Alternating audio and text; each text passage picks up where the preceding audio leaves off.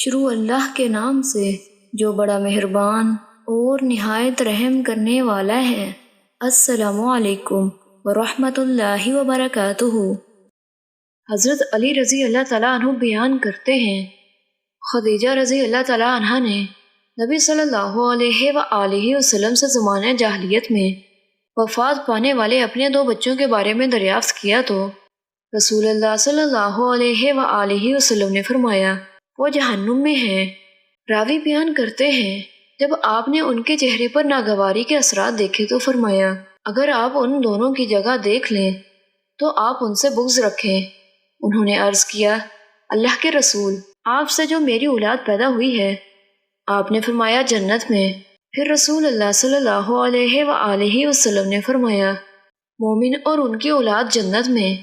مشرک اور ان کی اولاد جہنم میں۔ پھر رسول اللہ صلی اللہ علیہ وآلہ وسلم نے یہ آیت تلاوت فرمائی، اور جو لوگ ایمان لائے اور ان کے اولاد نے ایمان لانے میں ان کی پیروی کی تو ہم ان کی اولاد کو بھی ان کے ساتھ ملا دیں گے۔ حضرت نافع رحمۃ اللہ علیہ سے روایت ہے کہ ایک آدمی ابن عمر کے پاس آیا تو اس نے کہا فلاں شخص آپ کو سلام کہتا ہے، تو انہوں نے کہا مجھے پتہ چلا ہے کہ اس نے بدعت ایجاد کی ہے، بس اگر اس نے بدعت ایجاد کی ہے تو پھر میری طرف سے اسے سلام نہ کہنا،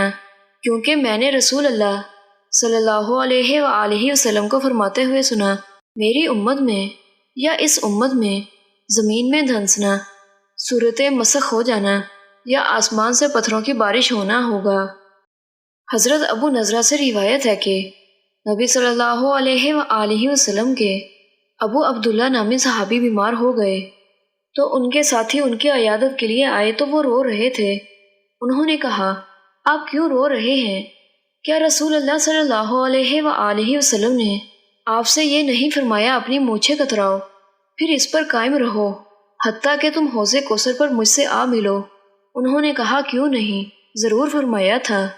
لیکن میں نے رسول اللہ صلی اللہ علیہ وآلہ وسلم کو فرماتے ہوئے سنا اللہ عز و جل نے اپنے دائیں ہاتھ سے مٹھی بھری اور دوسرے ہاتھ سے دوسری، اور فرمایا یہ اس جنت کے لیے ہے اور یہ اس جہنم کے لیے ہے،